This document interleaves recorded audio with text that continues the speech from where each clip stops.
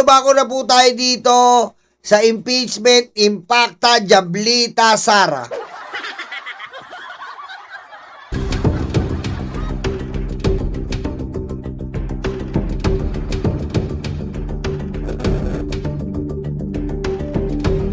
Kukonsultahin daw ng impeachment court ang House Prosecution Panel at defense team ni Vice President Sara Duterte para mapaikli pa ang impeachment trial. Sa ngayon kasi, posibleng umabot daw ang paglilitis ng 7 hanggang 8 buwan. Oy, ayos yun. Ang daming chismisan. Ayos! Aray ko. Ayon kay Senate President Win Gatchalian, balitang hatid ni Von Aquino. Wala nang atrasa ng impeachment trial ni Vice President Sara Duterte sa susunod na Lunes, July 6. Sabi ni Senate President Sherwin Gatchalian, Okay, Lunes na po ha. 1 week to go!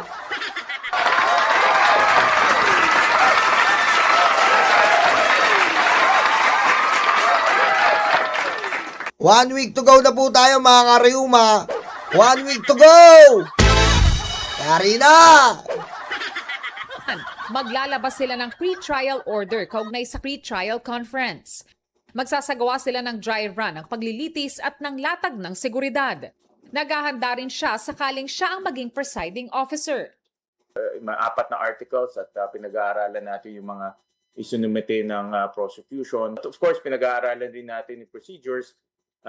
Ilan araw ko na pinapanood rin yung Corona trial noong 2012. Pero gaano kaya katagal nila inaasahan ang impeachment trial? Sa tansya namin, mga 7 to 8 months ang impeachment trial. No? So, kung mag-uumpisa tayo ng July, baka next February na tayo matatapos. Uy! Ayon kay Gatchalian, sasagasa rin kasi sa trial ang pagtalakay sa 2027 national budget. Kukonsultahin nila ang prosecution at defense team kung paano mapaiikli ang trial.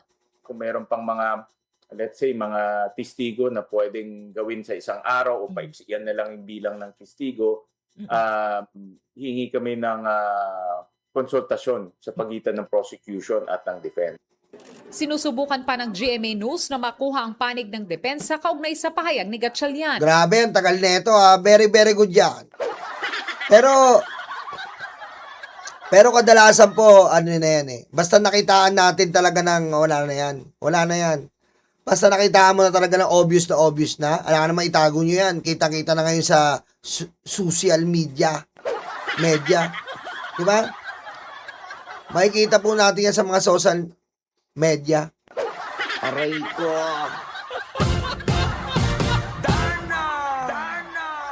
Nauna nang sinabi ni Attorney Michael Powa na humiling sila ng at least 30 trial days. Pero naniniwala rin siyang masyadong maiksi ang 3 buwan para sa paglilitis. Ayon sa House Prosecution Panel, maaari pang mabawasan ng 62 days na hiniling nila sa impeachment court para makapagpresenta ng ebidensya. Kasi ito po binase po namin sa number ng witnesses na meron po kami. Pero may pagkakataon po kasi na halimbawa isang araw, 2 o 3 testigo ang maipepresenta namin. So mapabawasan din po yan.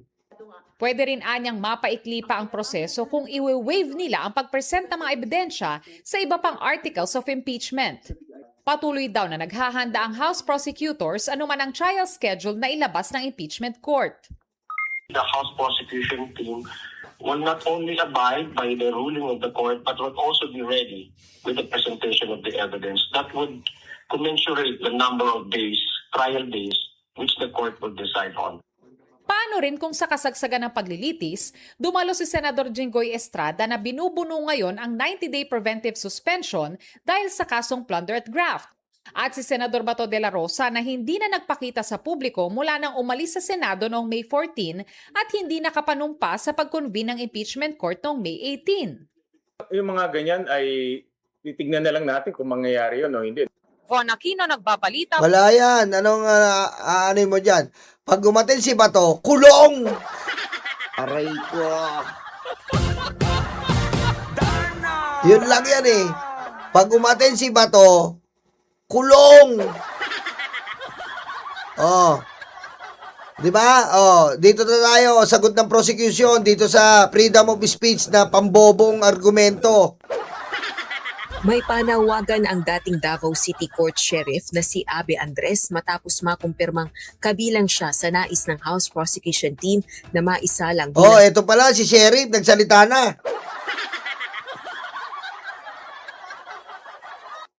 Ano ba maganda? Knock knock. Aray ko. Sheriff. Papalaban na naman ako nito. Ano na naman kasi naisip ko? Aray ko. Ladies and gentlemen, Sheriff.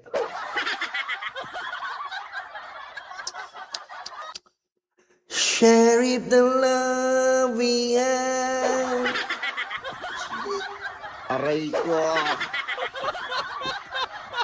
Sheriff, the love we had.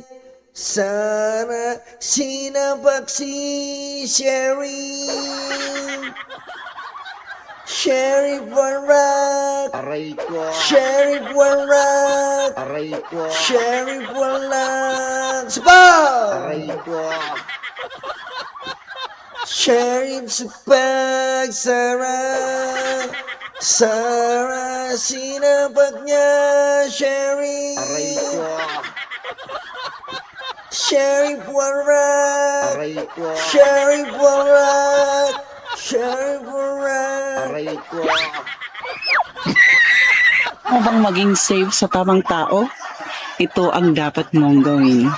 First step, second steps, helmet. Sabi nanay ko, hotdog, ang binili mo potlong, tapos nagreklamo nanay ko, nagalit ka?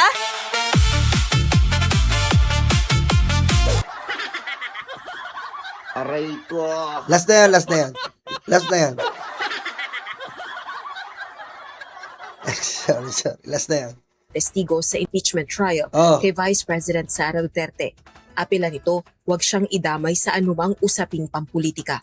Anya, simula pa noon, naninindigan nitong hindi na magbigay ng anumang komento hinggil sa insidenteng naganap ng siya pa ay nanunungkulan bilang Sheriff 4 ng Regional Trial Court. Alam mo, Sheriff, okay ka na sana eh. Pabor sa'yo yung mga tao dahil nagulpi ka. Kaso kung ganito yung sagot mo, abay, iba yan. Huwag ka matakot! Nasa Supreme Court ka na pala ngayon. Alam mo na yan. Kapag meron kang sabina, wala kang magagawa. Aray ko. Wala kang magagawa. Hindi ka pwedeng mag-decline sa sabina. Dusiste kung ako pagbayambum. Di ba? Kapag may sabina ka, Sheriff, wala kang pag ninaiyan ka ng sabina, askiribumbum, kinibimbum, kinibimbang. Aray ko. Di ba? Matibay ang sabina, askiribumbum, iskiribembang. Wala kang magagawa doon, Sheriff. Wala kang magagawa kundi mag-comply. Aray ko. Wala kang magagawa. Sumagot ka pa eh. Ikaw naman, no? Kinakampihan ka na nga ng iba't ibang mga taong bayan. Nagmamatigas ka pa. Si Andres, ang court sheriff na sinuntok ni VP Duterte nang ito pa ang alkalde ng Davao City sa kasagsagan ng kaguluhan sa demolisyon ng mga bahay sa lungsod. Nauunawaan naman ng prosekusyon ang nararamdaman ni Andres. Subalit ayon kay House Impeachment Trial spokesperson at Lanao del Sur 1st District Representative Sia Alonto Adjong, nasa Senate Impeachment Court ang desisyon kung ipatatawag ba si Andres. The court has that discretion to issue invitation and subpoena. And kung naka-issue naman po ang korte ng subpoena doon sa mga potential witnesses, sabi ko nga po, personal choice is already immaterial. Kasi the court is exercising their constitutional duty to try and decide the case. Kita nyo? Pag ginainan ka po ng korte ng sabina, askiribumbum, askiribembang, Aray ko. wala ka magagawa. Kahit sino ka pa, pupunta ka. 'Di ba? Kahit sino ka. Basta naghain sa'yo ng sabina sa bahay mo o sa'yo ng sabina, askiribumbum, askiribembang, wala ka na magagawa doon. Kabilang si Andres sa mga bagong testigo ng prosekusyon laban kay Vice President Sara Duterte. Ayon naman sa House Impeachment Trial legal spokesperson na si Attorney Benjamin Tolosa Jr., hindi na kailangan ng star witness sa article na grave threats at inciting to sedition. Ito'y dahil mismo nga mga pahayag na ng Vice Presidente ang makapagpapatunay ng kanilang aligasyon. Bagay. We don't need any star witness here, to be quite frank, no? Because ang witness na ho dito siguro is mismo ang respondent na ho, no? if you could put it in simple terms, no? Dahil kitang-kita naman ho dun sa mga video footages na which was made publicly available, no? Yung subject utterances niya. So hindi na ho namin kailangan magpresenta pa ng ibang witness to prove those matters. Samantala, hindi naman absolute ang freedom of speech ni VP Duterte. Yan. Tugon ito ng House Prosecution Panel Tama. matapos ikiit ng kampo ng pangalawang Pangulo na freedom of expression o kalayaan sa pagpapahayag ang binitiwang pahayag ng pangalawang Pangulo laban sa Pangulo, First Lady at Doubting House Speaker. Ayon sa defense team ni VP Duterte, pagkontra sa mga pulisiya ng administrasyon ni Pangulong Bongbong Marcos ang mga pahayag ng Vice Presidente. All freedom are also subject to some regulations. Yes. One cannot go around the streets accusing anybody of something without the necessary consequence of that action. Either Yes. Freedom of speech is not absolute. Okay?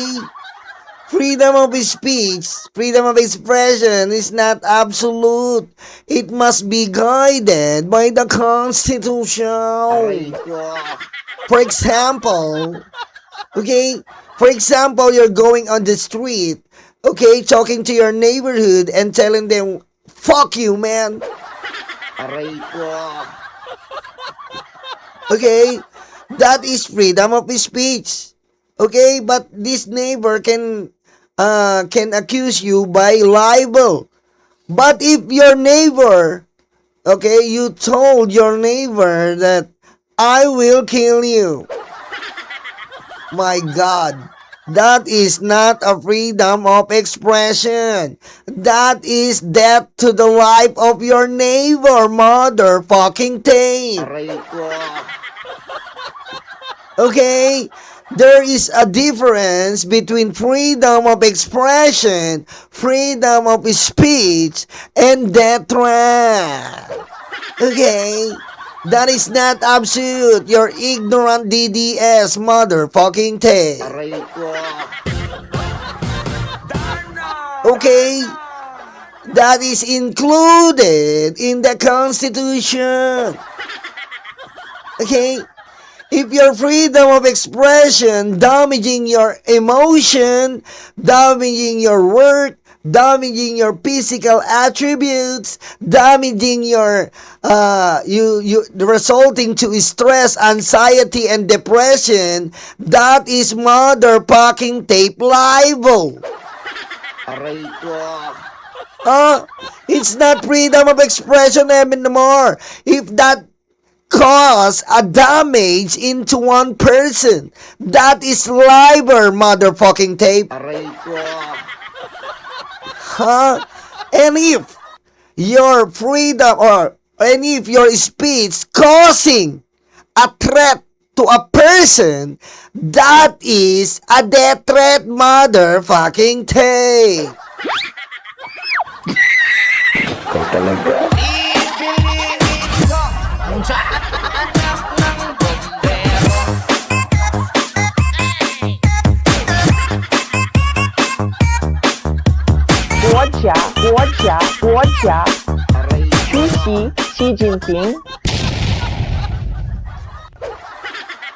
Di ba?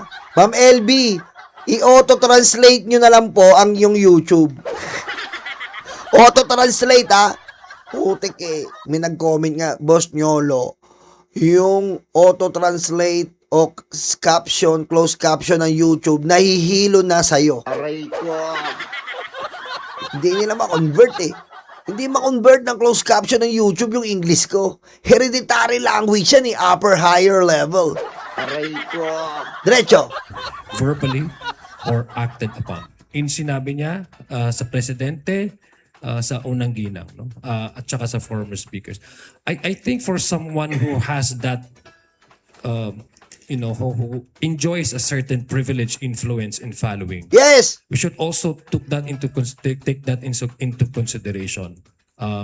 Na hindi mo po pwedeng hindi bigyan ng seriousness itong threat. Yes! Sa July 6 na ang umpisa ng paglilitis kay VP Duterte kung saan inaasahan ang paglalatag ng mga ebidensya at pagpresenta ng mga testigo ng prosekusyon laban sa pangalawang Pangulo. Rosa Licoz, UNTV. Oh, di ba? Yan po. Sa ating wikang sinilangan, sa Pilipinas ang Tagalog na kinagisnan.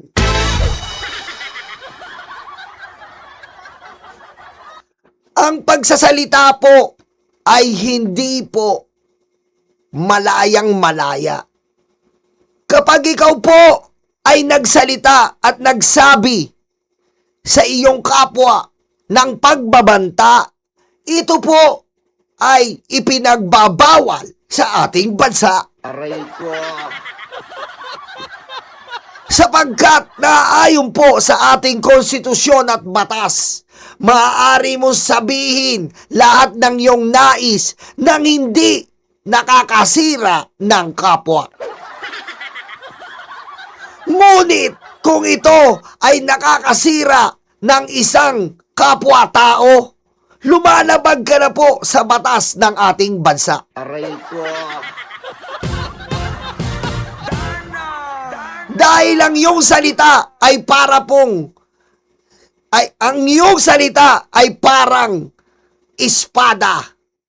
Kung ano ang sabihin mo, pwede mong itarak sa kanya. Ngayon, ganito po ang ginawa ni Impactang Sara. Iba't iba sa Pangulo ang pagbabanta. Aray ko.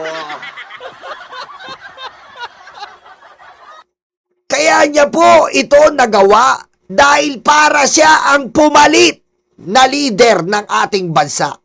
Kaya malaking pakinabang po ang ginagawa niyang pagbabanta para siya po ang mamutawi at makinabang jablitang tanga. Aray ko. Kaya mga karayuma, mga kababayan kong minamahal, huwag po kayong tatanga-tanga ng napakatagal.